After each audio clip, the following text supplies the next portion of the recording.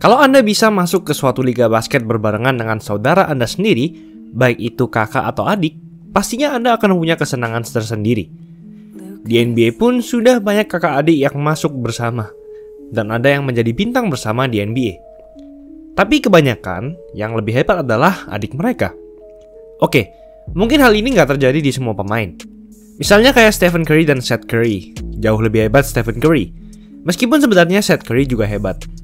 Tapi gue pun sebagai pembuat video ini, kalau gue lihat ke pemain basket sekeliling lingkungan gue aja, gue merasakan hal yang sama, dimana adik kebanyakan lebih hebat dari kakak. Tapi, kenapa sih hal ini bisa terjadi? Akan kami bahas dalam episode kali ini, berjudul, Kenapa Adik Selalu Lebih Hebat Dari Kakak? Sebelum lanjut, jangan lupa like dan subscribe ya. Simak ulasan berikut ini. Sebelumnya, gue akan sebutin dulu siapa-siapa aja pemain NBA yang adiknya lebih hebat dari kakaknya. Pertama ada Jrue Holiday yang lebih hebat dari Justin Holiday. Michael Jordan yang merupakan anak keempat dari 5 bersaudara. Blake Griffin yang lebih hebat dari Taylor Griffin. LaMelo Ball yang lebih hebat dari Lonzo Ball. Klay Thompson yang lebih hebat dari Mitchell Thompson. Austin Rivers yang lebih hebat dari Jeremiah Rivers, dan masih banyak lagi. Sebenarnya hal ini disebut dengan Little Brother Theory. Sekali lagi, teori ini mungkin tidak selalu berlaku di semua kakak adik.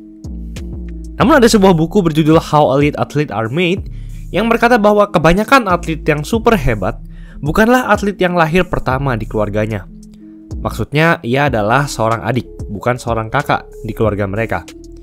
Sejak kecil, sang adik telah diberi tekanan dan tidak diunggulkan dalam hal atletisme saat berlatih basket. Misalnya, mereka akan kalah tinggi dari kakaknya, atau kalah cepat dari kakaknya, karena maklum umur mereka masih lebih muda. Tapi justru hal inilah yang membangun semangat adik untuk mengalahkan semua halangan-halangan tersebut demi mengalahkan kakak-kakaknya. Contoh paling erat adalah LaMelo Ball dengan kakaknya Lonzo dan Gelo. Kalau Gelo mungkin kita sudah tidak usah bahas lagi, karena dia bahkan gak bisa temuin tim di NBA. Kalau Lonzo dibandingkan dengan LaMelo, pasti semua akan berkata LaMelo lebih hebat. Meskipun Lonzo juga punya defense yang baik dan sudah berkembang ketika pindah ke Pelicans dan sekarang di Bulls, namun sejak kecil, LaMelo sering dikerjai dan dalam tanda kutip dibully oleh kakak-kakaknya.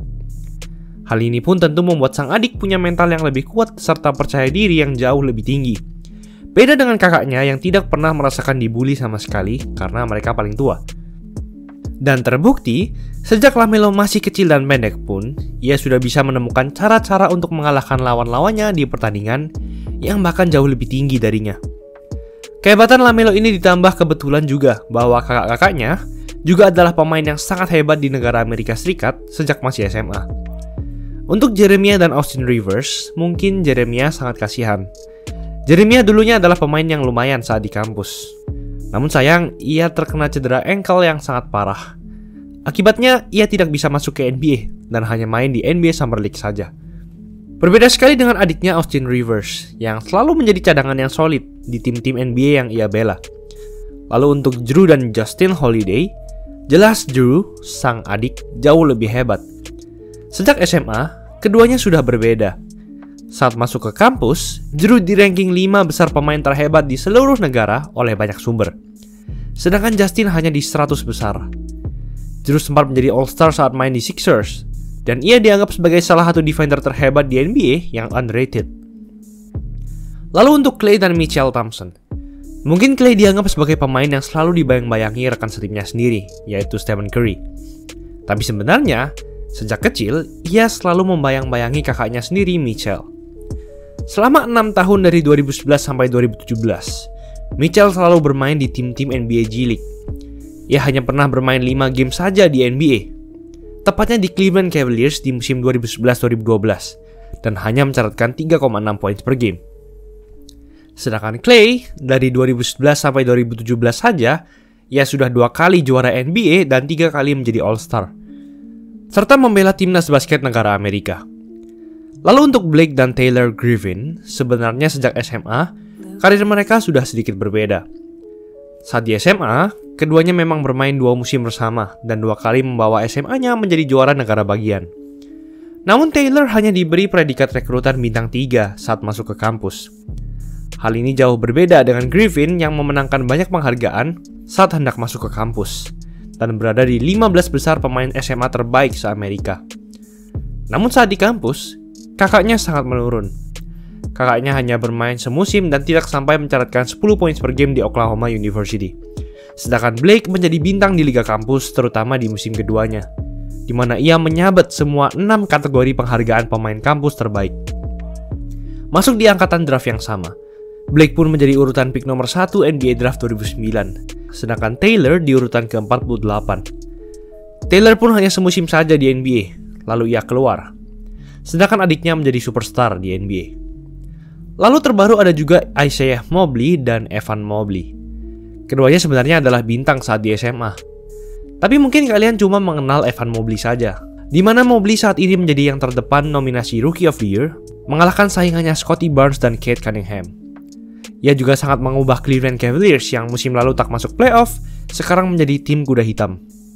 Kakaknya Isaiah 2 tahun lebih tua daripada Evan. Ia adalah bintang saat di SMA, di mana ia diberi predikat rekrutan bintang 5 oleh Rivals, 247 Sports, dan Scouts.com. Di sini, ia masih sama persis dengan adiknya Evan. Mereka bermain di sekolah yang sama, dan keduanya bermain di McDonald's All-American Game, meskipun di tahun yang berbeda. Namun pada saat masuk ke kuliah, mulailah terjadi perbedaan antara Evan dan Isaiah Mobley. Saat di musim 2020-2021, musim kedua bagi Isaiah dan musim pertama bagi Evan, keduanya memang sama-sama menjadi starting 5 University of South California atau USC. Namun sang adik mengalahkan semua statistik kakaknya, baik dalam poin, assist, rebound, free throw, tembakan 3 angka, dan semuanya. Sang adik pun menyabet banyak sekali penghargaan, mulai dari Pac-12 Defensive Player of the Year, Freshman of the Year, dan masuk dalam First Team All Pac-12. Sedangkan kakaknya tidak mendapat penghargaan apa-apa. Sang adik pun setelah 1 musim saja di kampus, langsung melaju ke NBA Draft dan sekarang akan menjadi Rookie of the Year. Sedangkan sang kakak yang awalnya juga sempat ingin masuk ke NBA Draft di tahun yang sama dengan adiknya, namun tiba-tiba kakaknya mundur dan bermain 1 musim lagi di USC. Dan yang terakhir, kita tidak boleh melupakan Giannis dan Thanasis. Meskipun Thanasis lebih tua 2 tahun daripada Giannis, namun karir mereka sangat jauh berbeda. Giannis pun sudah menjadi 75 pemain terbaik sepanjang sejarah NBA sekarang. Bahkan sebelum Giannis menjadi sehebat ini, mereka berdua di draft di urutan pick yang jauh berbeda. Giannis di draft di urutan pick nomor 15, sedangkan kakaknya di urutan ke-51. Untuk pemain yang kembar pun, hal ini juga bisa berlaku. Misalnya saat ini ada 3 kembar yang masih bermain di NBA, yaitu Cody dan Caleb Martin, Brook dan Ruben Lopez, serta Marcus dan Markieff Morris. Untuk Cody dan Caleb Martin, Cody lebih tua daripada Caleb beberapa menit saja. Namun Caleb, sang adik, memiliki karir yang lebih baik daripada kakaknya, di mana saat di kampus dan di NBA pun, Caleb memiliki rataan poin per game selalu lebih tinggi dari kakaknya. Untuk Brook dan Robin Lopez, teori ini tidak berlaku, di mana Brook yang lebih tua dari Robin, tapi jauh lebih hebat daripada Robin. Bahkan Brook Lopez adalah salah satu center yang paling diincar banyak tim di era ini karena kemampuannya untuk menembak 3 angka sekaligus defense.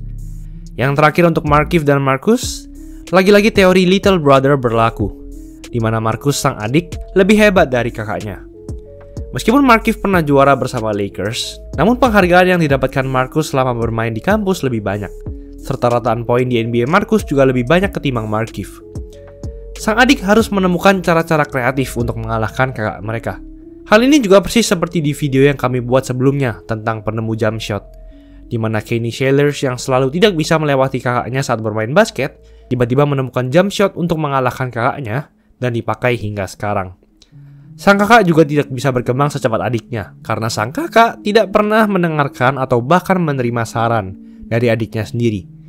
Jadi, gimana nih menurut kalian guys? Apakah teori little brother ini juga berlaku ke lingkungan sekitar kalian? Silahkan tulis di kolom komentar di bawah. Itulah ulasan mengenai episode kali ini. Yo guys, buat kalian yang mau cari-cari jersey basket, langsung aja cek sosmed @easysportswear. Tersedia di Shopee, di Instagram, dan Tokopedia. Kuy, buruan diserbu. Jangan lupa like, comment, dan subscribe agar channel ini bisa berkembang dan menghasilkan video menarik lainnya. Thanks for watching, I'll see you in the next video.